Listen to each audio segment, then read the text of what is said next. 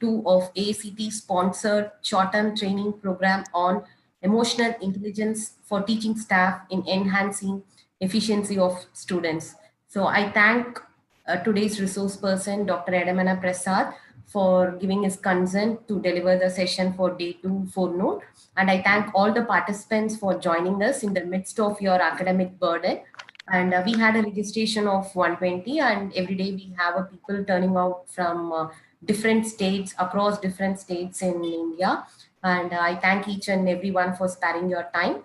And today we have a very challenging topic because we always have a confusion. What is called as efficiency? Whether we please the students or we complete the academics, or whether we are satisfied on our own.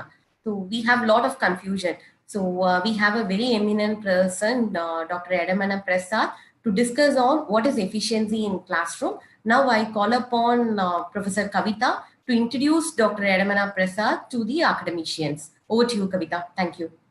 Thank you, ma'am. On behalf of Department of Management Studies, Tagore Engineering College, I warmly welcome Sir Dr. Edamana Prasad, Professor, Department of Chemistry, IIT Madras. I welcome you, sir. So, Dr. Edamana Prasad is a professor at the Department of Chemistry, IIT Madras. His research interests are in the area of light matter interaction. In addition to chemistry research, he is also interested in teaching learning. He was former head of Teaching Learning Center at IIT Madras and presently associated with the center as a core team member. He has been awarded the prestigious Alexander von Humboldt Fellowship from Germany, Young Faculty Recognition Award from IIT Madras for his contribution in research and teaching. Sir has conducted several faculty development programs and teaching workshops for faculty members in the higher education sector of the country. So I welcome your ideas to contribute to the success of this short-term training program on emotional intelligence for teaching staff in enhancing efficiency of students, sir. Over to you, sir.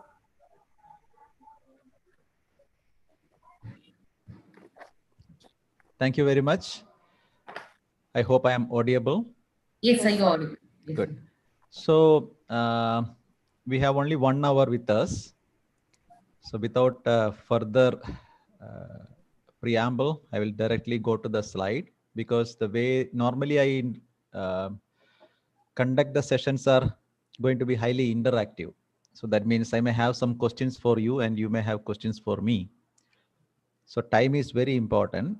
I will try to start by sharing the slides. I hope you can see the slides. Yes, sir. All right, great. So we are going to discuss about efficiency in classroom teaching. That is the topic. There are 2 words, efficiency and effectiveness. They are connected, but they are different. And we need to first define these terms before we go further. Okay. So what is effectiveness of teaching learning and what is efficiency of teaching learning? When do we say something is effective? I take a pill for removing my headache and the headache is gone. Then I will say the pill is effective. So the basic argument is, if something has to be effective, it has to serve the purpose. If it is serving the purpose, then we say it is effective. That is a definition of effectiveness, right? So what is the purpose of teaching? To be called it is effective teaching, the purpose of teaching should be served. Then we can call it as effective teaching. So what is the purpose of teaching? The purpose of teaching is learning. So if learning happens,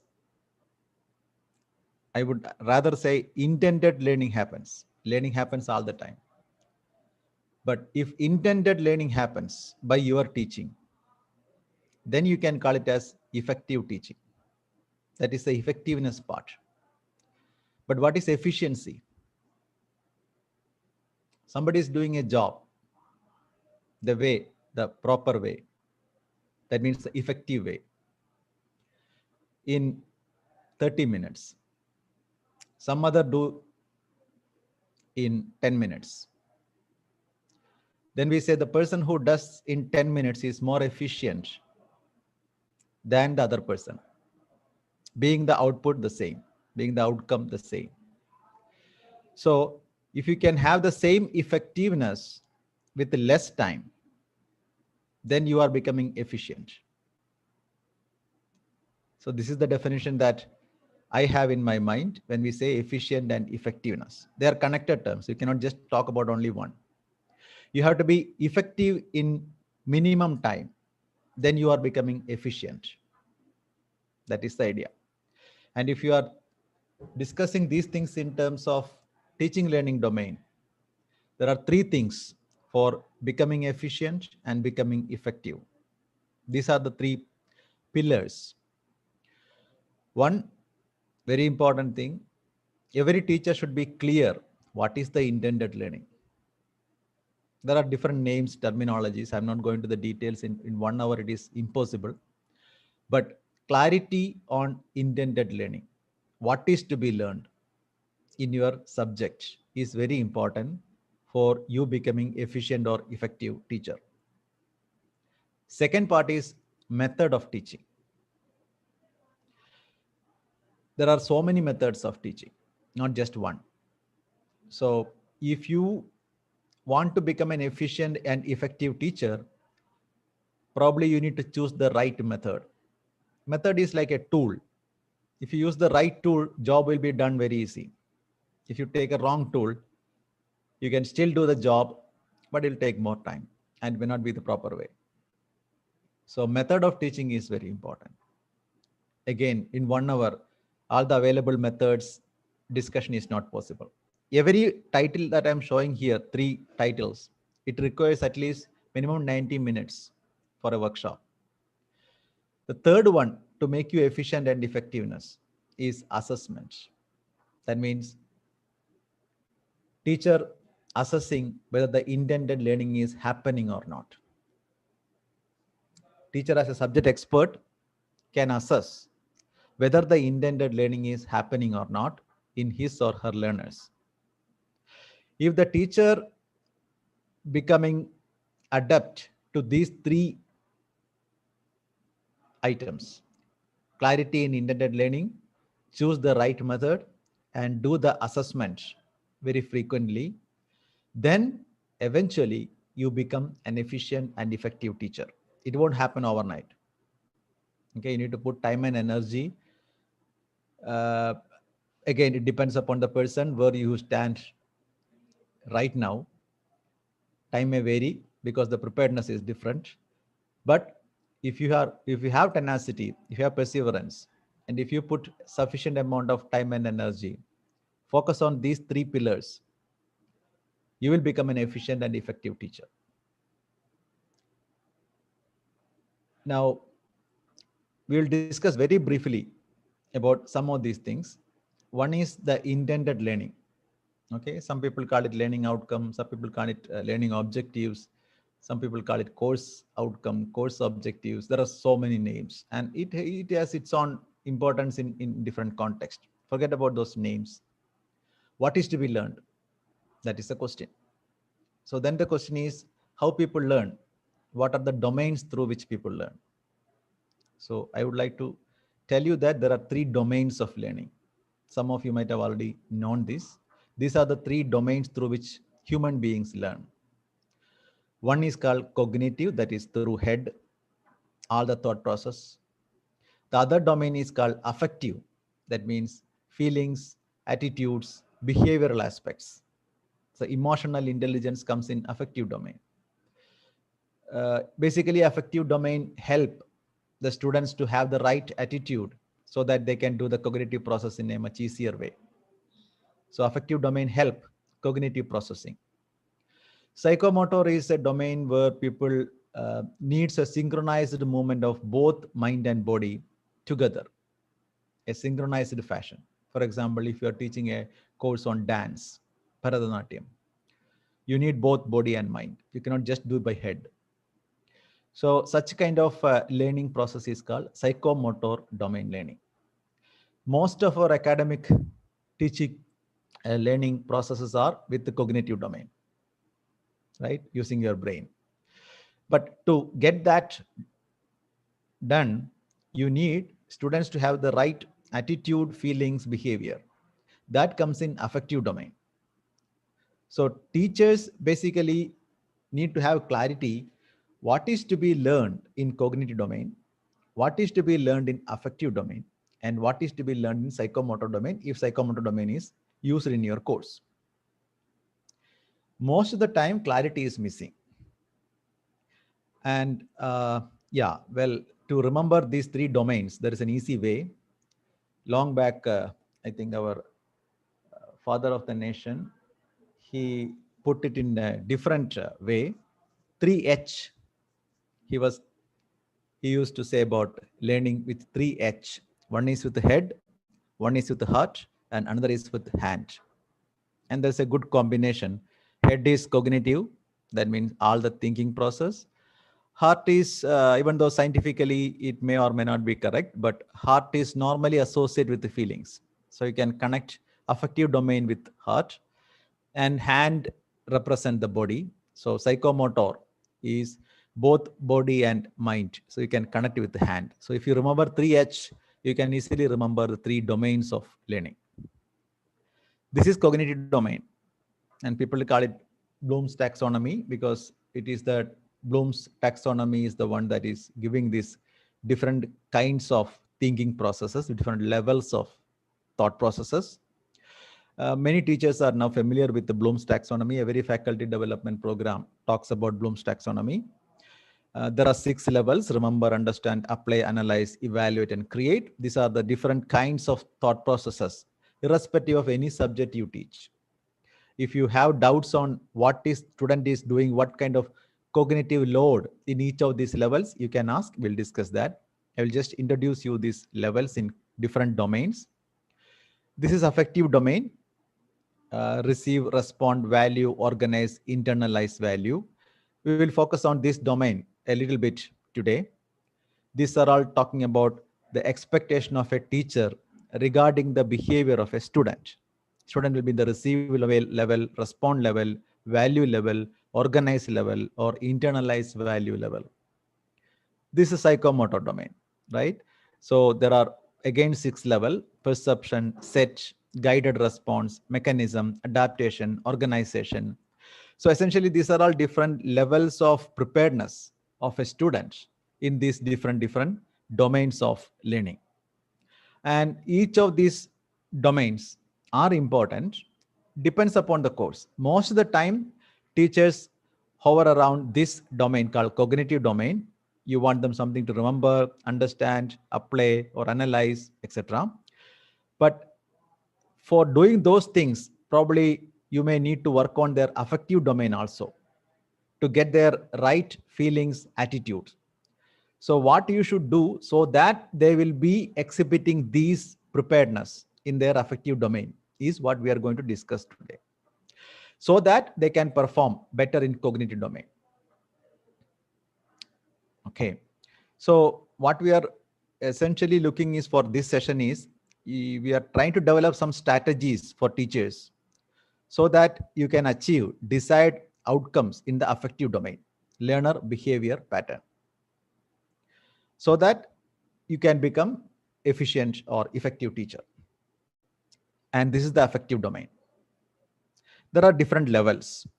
I want you to take a minute and then think about what kind of behavioral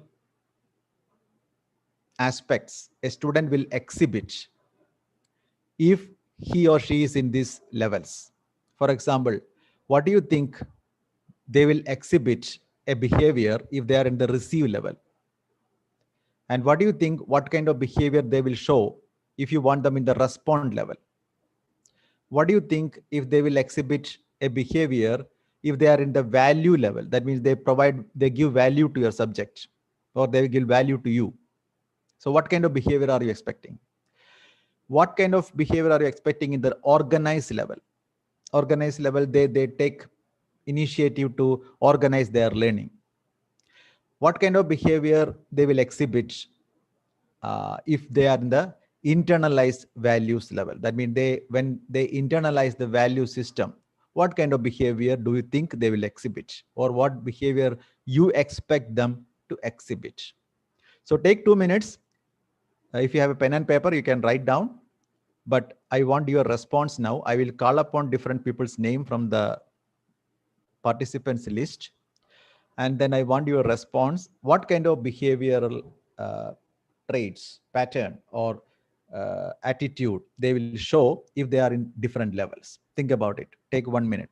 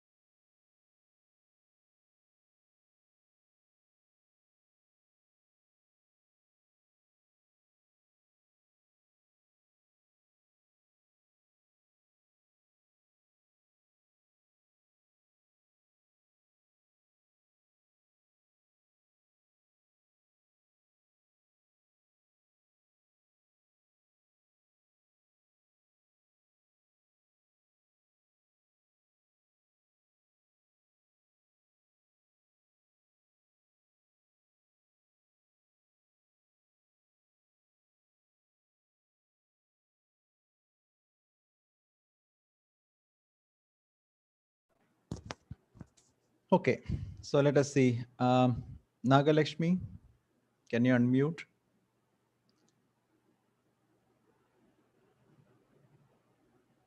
Nagalakshmi.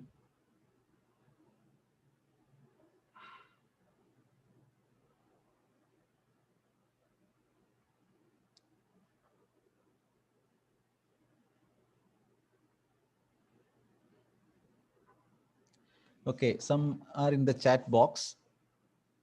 Respond, they must understand the value of it, and then receive level, they need the attention and concentration.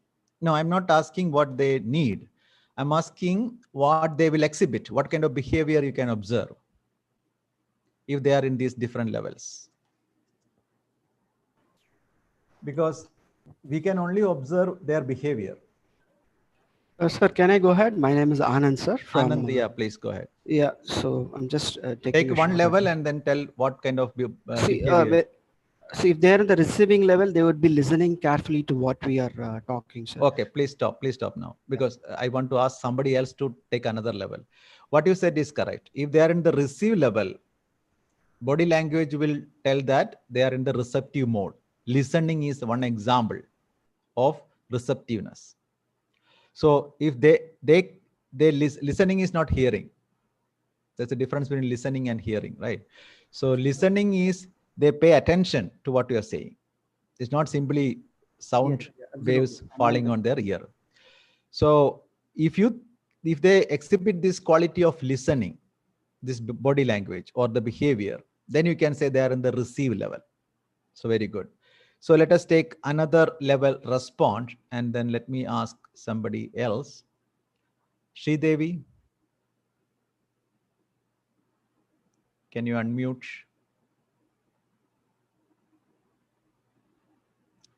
Nagalashmi is writing, in responding stage, they will. Sir, Yeah, Sridevi. sir, if they are in respond level means they will answer the question, sir, which is raised by the faculty, sir. Exactly.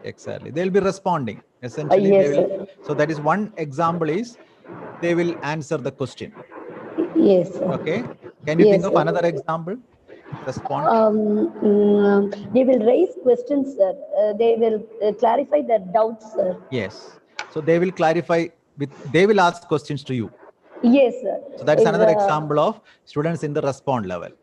Very good. Nagalashmi is writing, in response stage, they will try to answer the question posed to the classroom. Yes, that is what the other teacher also said. In addition, they will ask questions. I will ask Ganesh another example in the respond level. Ganesh, can you unmute your mic?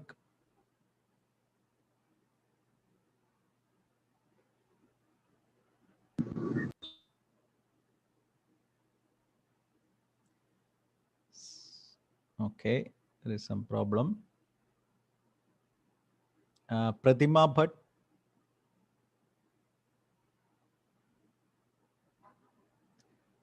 Is Pratima Bhatt?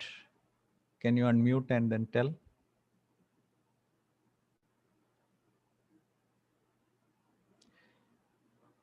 Okay. How about Anita?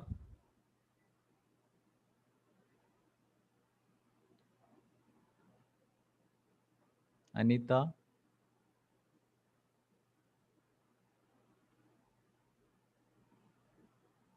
You can unmute and say that I don't know. I mean, I don't have any other example. That's also fine. Vijay?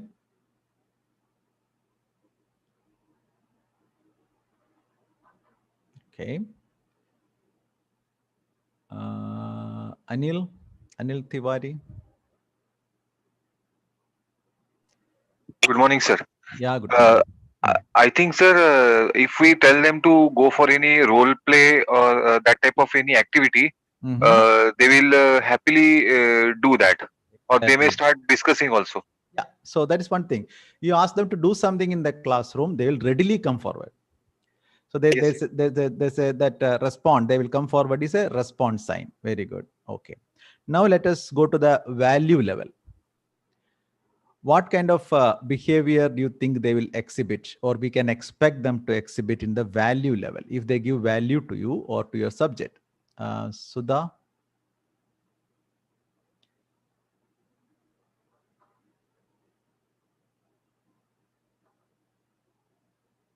Sudha can unmute? No. Sudha Pichai? Okay. Kirti?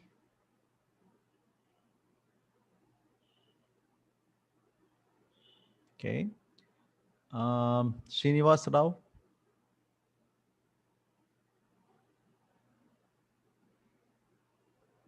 Okay. Is it because they cannot unmute, or they are not in front of computer, or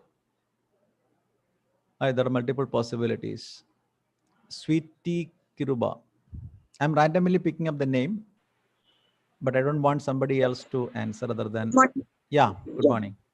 So value maybe emotions or attitude. The value. So the question is not what is value. Question is, if they value you or they value your subject, what kind of behavior they will exhibit in classroom?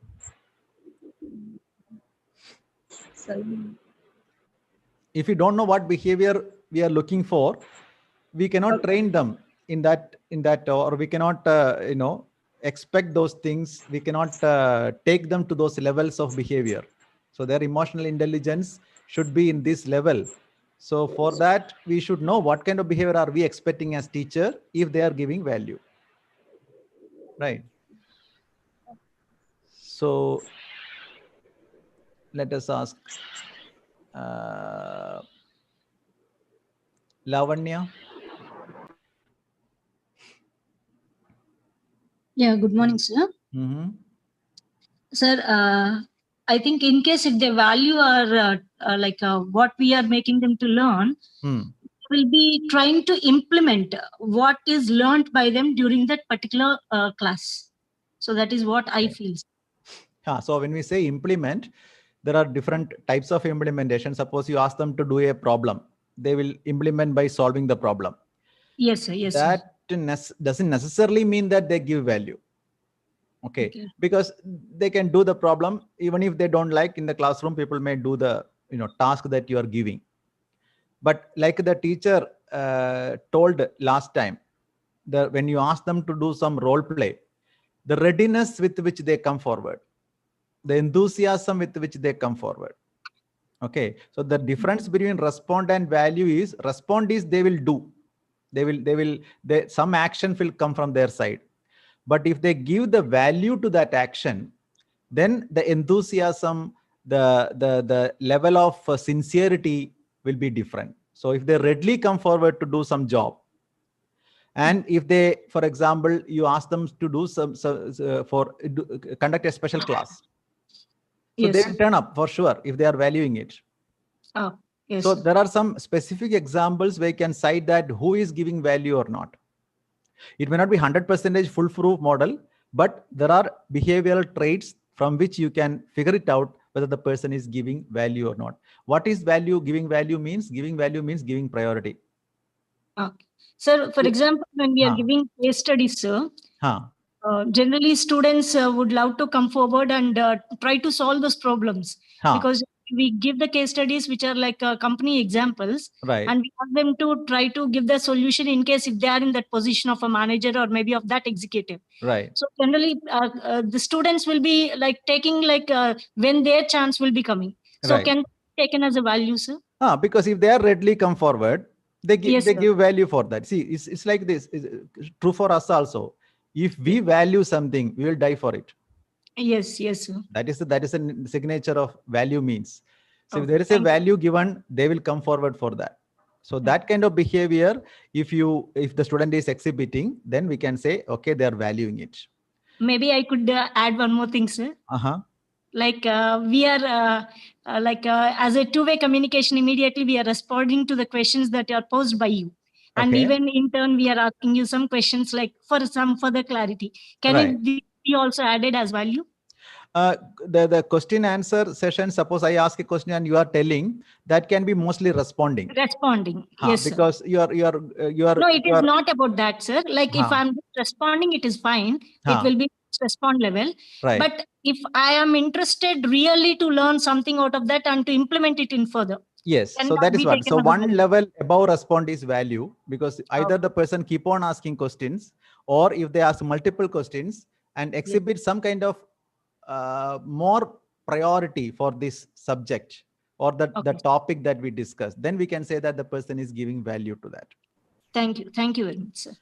Now let us go to the next level, which they call it organized level. Sharmila.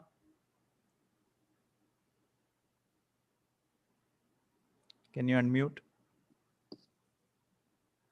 Okay. Anbaragan.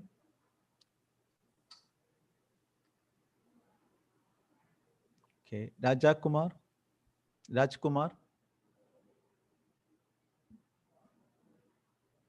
Okay. Suresh Kumar.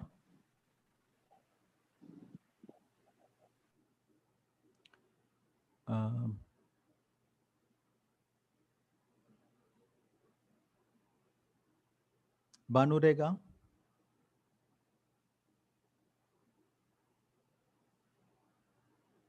Okay. So who will be there? Fatima.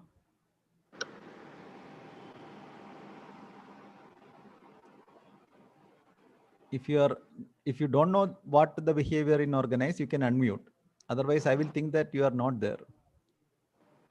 That is the problem with online teaching. Right. Yeah. So somebody is saying, Fatima is saying, yes. So they're confused about what is happening in this organized level. So I will tell what is organized level, then probably you can come up with an example. Organized level of behavior is when they give, when they show some sign, some indication that they are organizing by themselves. They are not waiting for your instruction, but they take initiative in organizing the learning process in your subject. They're doing by themselves. You are not telling that do this and then they do, but they themselves are arranging and in a very systematic fashion. Then we can say they are in the organized level of affective domain. What is that? So Sharmila is writing in organized level. What is that? Prioritizing initiatives. So they start prioritizing, that is true. And they will also do some activities. So what kind of activity that we are looking for? That is what the question is, organized level. So we need some behavior. So far, for all the levels, we say that when they might be doing this, so that I can observe and say that, oh, they are in this level.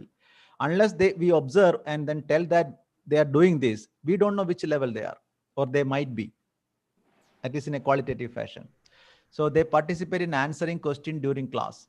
Fatima, that is even respond level, they can do that.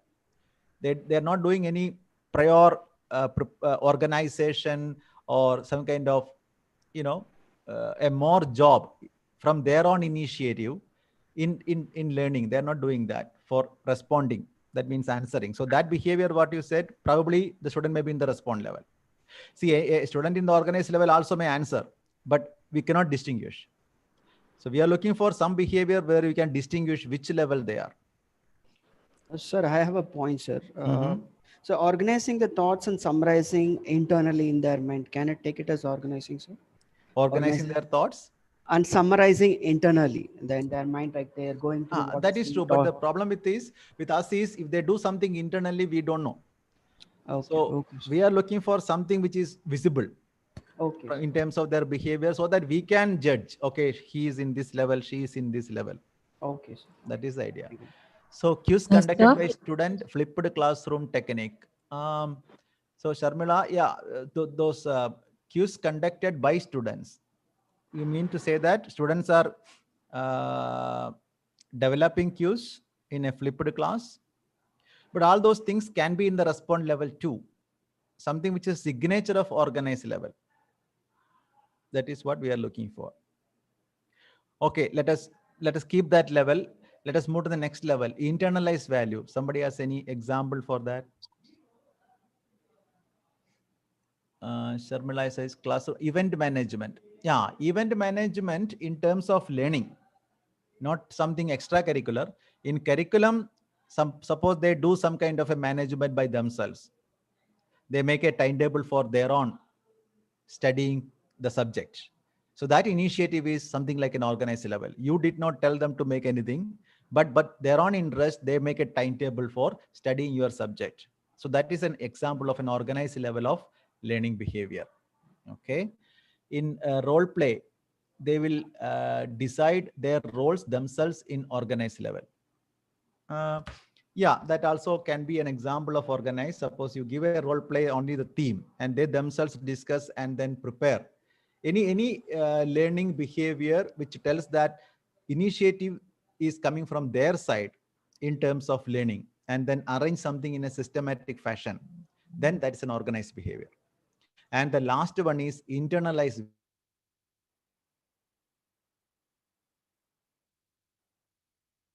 Of their thought process. So that is called internalized value. That means the value in the third level and the internalized the value. The difference is whatever behavior that you are showing or you are seeing in the value level, they will exhibit throughout their life. That is called internalized value. But value means sometimes it may be showing only for that particular occasion. But if they internalize the value, that behavior will be permanent with them. So that's the difference of value and internalized value. So now we have some idea about the expected behavior in these domains. Now the $1 million question comes. Okay, I'll skip this part. These are the examples, right? We say that receive means take notes. I just move this. Yeah. In receive level, take notes without instruction, greet the teacher, come to the classroom, exhibit a body language showing readiness. All these things are examples of receive level. Respond level, work out problems, complete homework, answer question, ask questions. Now let us see the other case. Value, come to the class regularly, come to special class, don't give up easily, say less excuses, participate in class activities with eagerness. Right? When you ask them role play, they readily come means they value that. If they come with hesitation, they are responding. That's the difference. Organized level, spend more time on complex expected outcomes. That means you have some heavy duty job for them.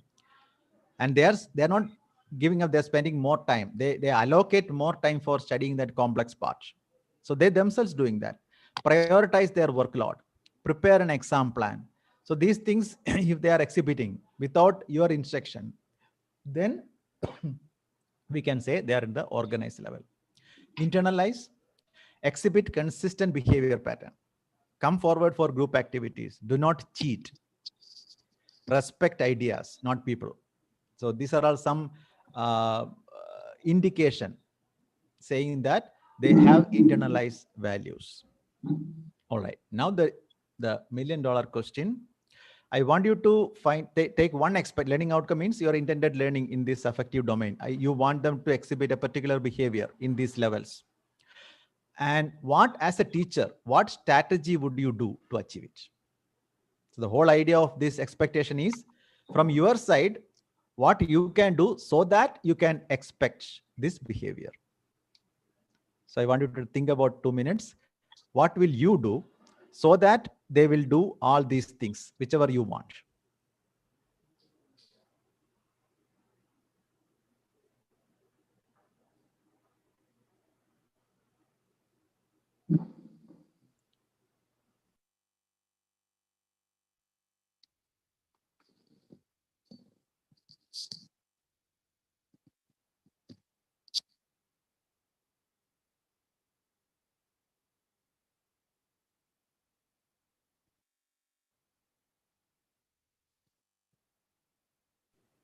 If the task is not clear, please ask.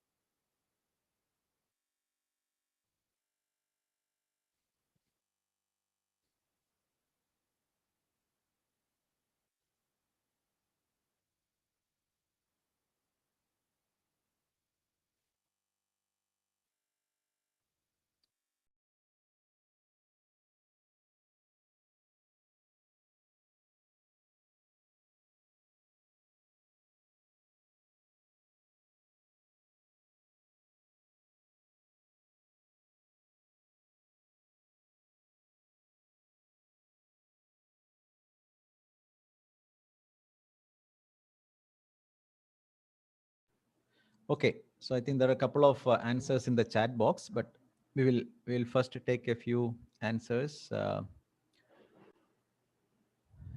We'll start with what do you want? Nandak, Dr. C. Nandak. Sorry,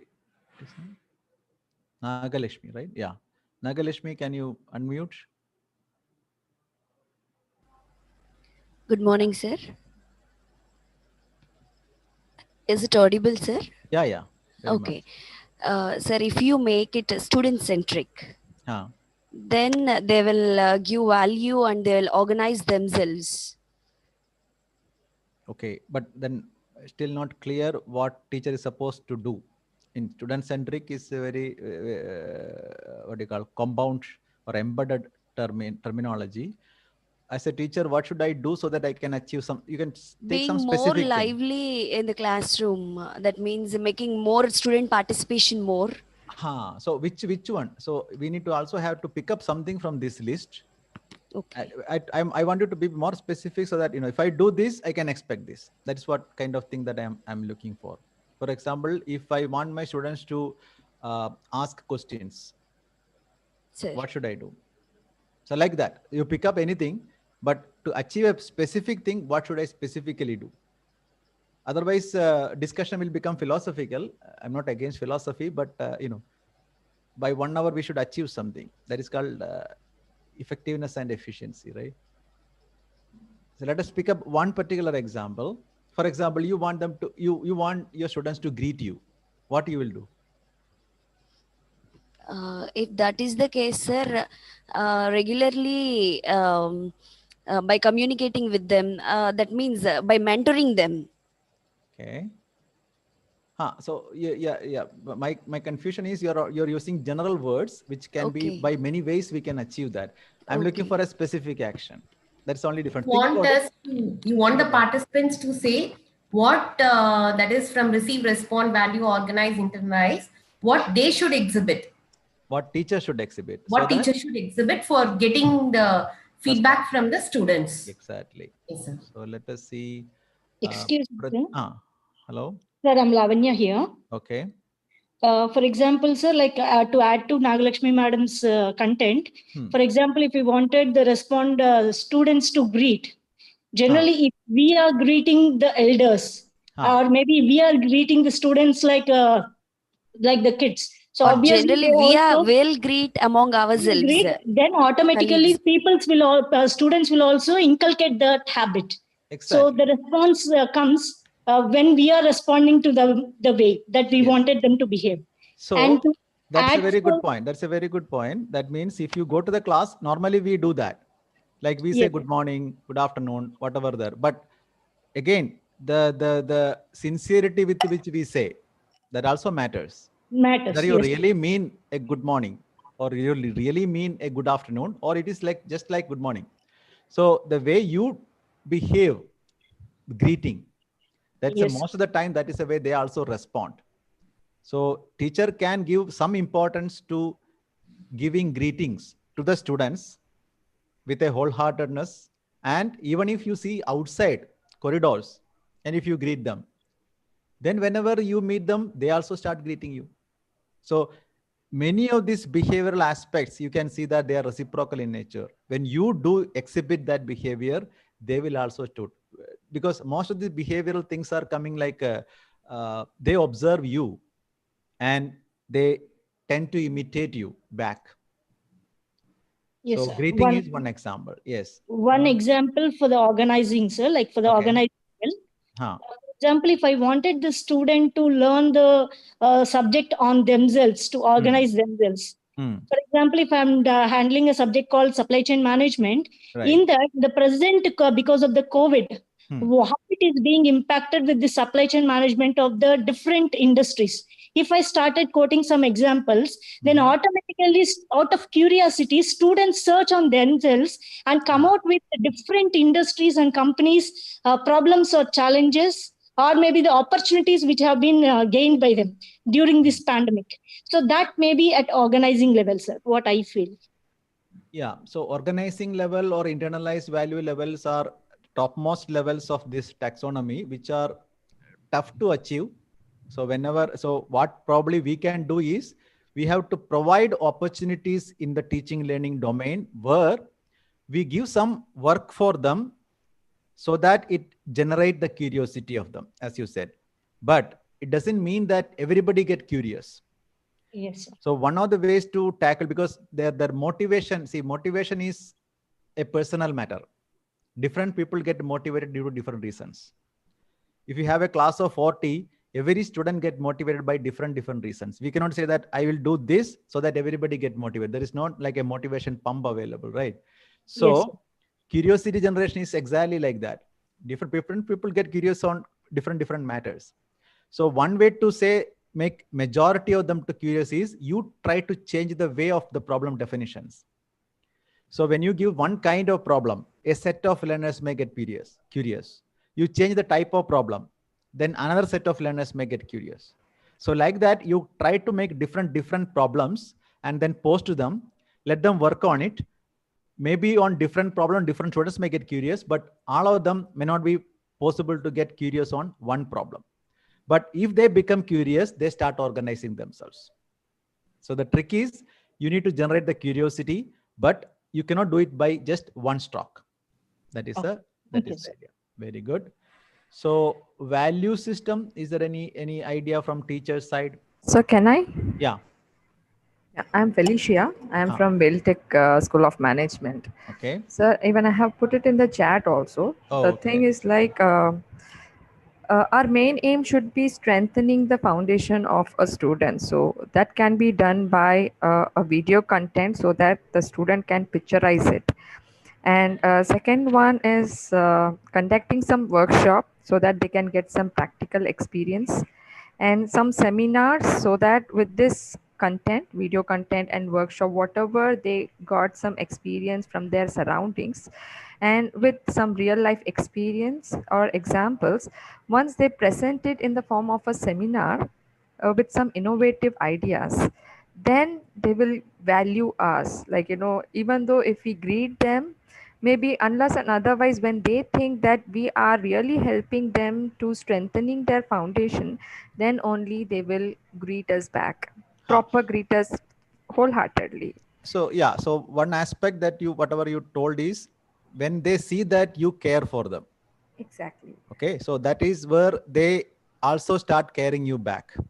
So when they start caring you back, they automatically give value. Yes, sir. So that is very important. That is true also. So now, again, if you come to take a specific example, come to the class regularly. Majority of the students you want them to come to class regularly. What exactly you will do? That's what, sir. Like, we have to make the session very attractive with this video content. For example, if I want to teach them about digital marketing, so we know that we can explain them in a theoretical way, but when comes to a practical way, it is not an easy task. So when we are arranging some webinars, through webinars or making some guest lecture to come them, or like in the form of a workshop for like 2 to 3 days, so they can get some idea. So next time when they really want to approach them, they will tell like, why don't you arrange some other industrial people to come to our organization, and we can learn more about it. So what you are actually doing is, when you, instead of you telling what is happening in the industry, you are calling a person from industry to the class. So then what student is thinking that actually I am getting more benefited. I'm getting more benefit by this action. So when the students feels that way, teacher is taking extra mile, teacher is walking an extra mile to care about my learning. Yes, then sir. they also automatically give that behavioral aspect back. When I say they will also give, doesn't mean that all the students in the class will also, they never do that. All the things 100% behavioral expectation will never be fulfilled, but to a large extent people tend to show that same thing behavior back. So bringing industry people to the class is always good, because they want to get it from the straight away from the same person who is experiencing those things, instead of a teacher telling that. So that is one way of developing value system to them. But value is, again, it is more like your overall personality also does matter, because if you want them to have like, don't give up easily, for example, in that one thing.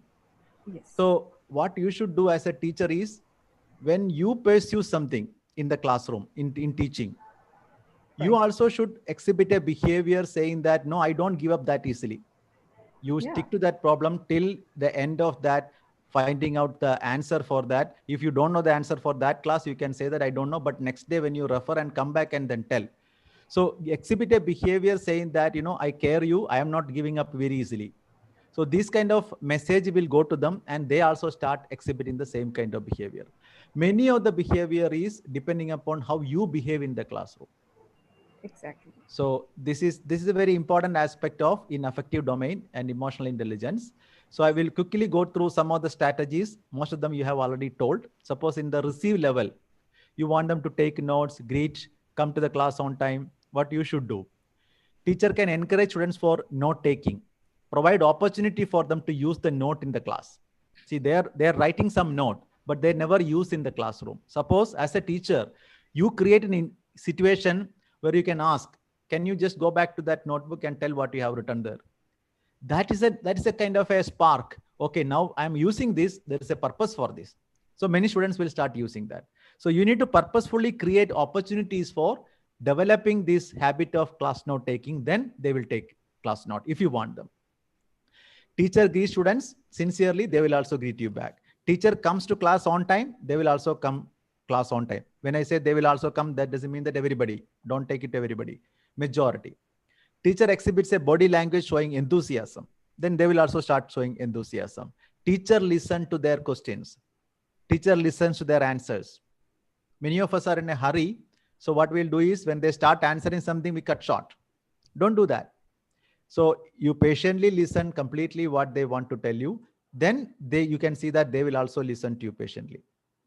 Response, work out problems, complete homework, answer question, ask question. This is what you expect them to do, what you should do. Teacher process students' questions and then answer. When they answer, when the student ask the question, Don't immediately respond. You act like you are thinking about the question. Take a few seconds and then answer. So that means they will think that, okay, now teacher is thinking something. So the question that I asked is important. So this kind of a behavior, kind of an environment you need to create in the class. Provide processing time. So that means you ask some question, but don't demand an answer immediately. You provide some processing time so that they will process it and then tell you. So that encourage them to do answering more. Systematic monitoring. So you don't do this only for one class, but if you are doing it in every class, there's a tendency that this kind of response behavior will increase. How to generate value? First of all, you should value classroom teaching, right? If you are valuing classroom teaching, your students will, majority will value. You should provide them individual feedback. Don't treat them like a roll number. Treat them as human beings. So you call their names and ask them their whatever queries they have, you give individual feedback. Continuous support. When they are working on some problem, you help where they need the help. Many teachers give help without asking where they need the help. That is bad practice. You help wherever they require. Otherwise, let them work. Let them struggle. But some point they get stuck. At that point, you give. So then they will remember that and they value that. Content should be relevant and content-rich classes. If your class is superfluous, nobody is going to give value. There are two tricks to make students give value to you. One is already that teacher said, care them. Second thing is, they should feel that you are a subject expert. If you are a subject expert and if you care them, majority of the students give value to that. Organize. You need to spend a lot of time on formative assessment, which means you assess while the learning is being formed. That is called formative assessment. While teaching, immediately check whether they are learning or not. Ask questions, verify, give feedback. Do some metacognitive assignments. Metacognition means thinking. Metacognition means thinking about thinking. Narrate, ask them to narrate what they are thinking. Such kind of exercise will help them to organize their thoughts. There are classic ways of doing how to do metacognitive abilities. There are workshops. We do such kind of workshops. So how to develop metacognitive abilities in students. Test papers with the complex LOs and reflective questions. Don't ask very easy questions. That doesn't help them to organize anything. Make it complex, not complicated. Complex situations, let them work out so that they realize the need for organizing things. Internalize values, tough job. You have to be impartial in your class. You have to exhibit a composed behavior. That means essentially you need to tell that you have internalized some values. If you have not internalized the values, you cannot demand from them. Teacher always respect the student's opinion. Don't cut short, don't be arrogant, don't show a grim face. These are all important things. Teacher always be enthusiastic in the class. You should show that you enjoy teaching, right? So you should be enthusiastic in the class so that they also see that there is a person whom you can emulate. So that gives some kind of, that is how this internalization slowly happens. We see somebody as a master and then we start internalizing the value systems. So now it is 59. Time is up. We can have maybe one or two questions and then we can wind up. Usually this example of asking students at the end of the session, what is most valuable and what is most muddiest, can be a metacognitive activity.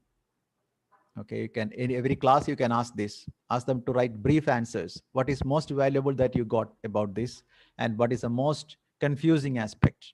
So then they think about their own thought processes. So that's an example of metacognitive exercise. So I'll stop here.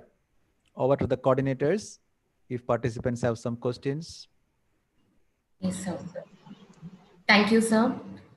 Thank you for a very wonderful session. Your session was we have a very complex question, but you did it with a very simple answer. That is, you want us to be like a mirror. So that is the thing which you have delivered in your session. So it is a very complex thing. We had a lot of question, how to be effective and what are all the things and said, but you have given with a very good, a pyramid diagram. So that was really knowledgeable, sir. And sir, I have a question. Can I post the question, sir? Yeah, please. Yes, sir. So you have said about the different levels. So how does the environmental factor has a role on these things, sir? The external factors and environmental factors. Environmental factors such as, give an example. For example, you mean the internalized values or values. The external factor may be the students where they are coming from a different society, or where they are influenced by the peer groups.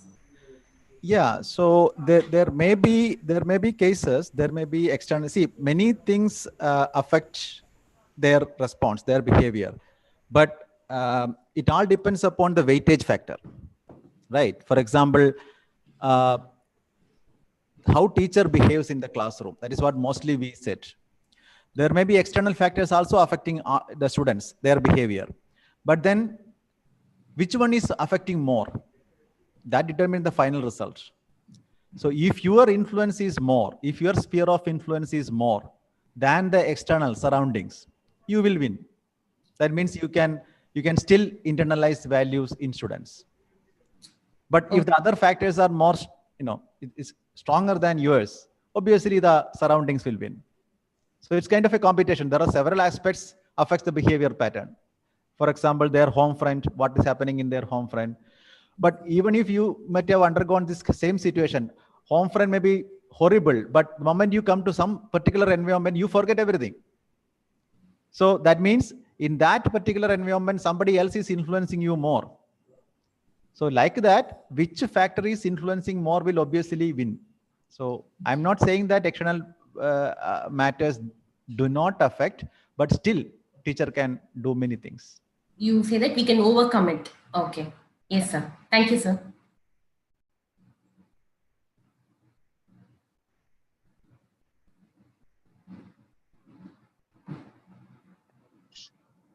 Participants, any questions?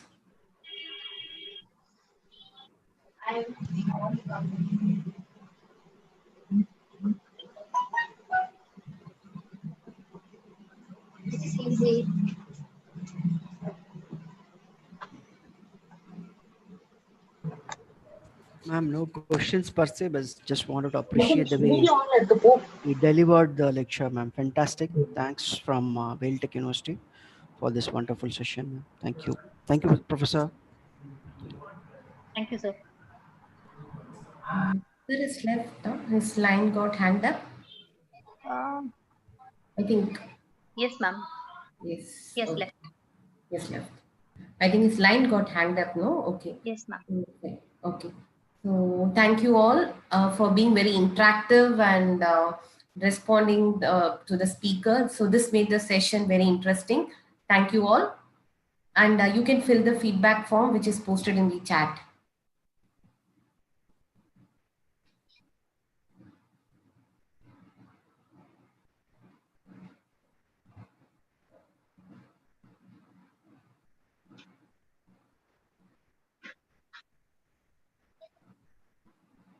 So thank you, participants. I hope you have enjoyed this session. So we'll join the afternoon session sharp by 2 p.m. I think sir is calling. Okay. Sir. Oh, your connection is lost, sir. Yes, sir. Okay, sir. Thank you, sir.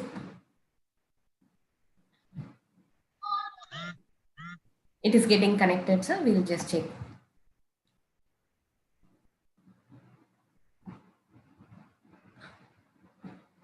Is it getting connected, Vignesh? Sir is trying to connect with us. No, ma'am. No.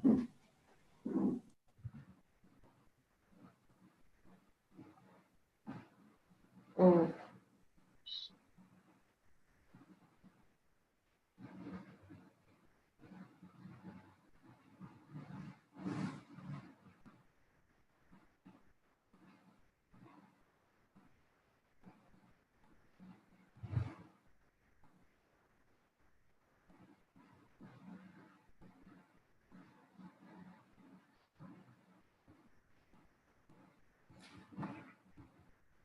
Done, sir. Yes.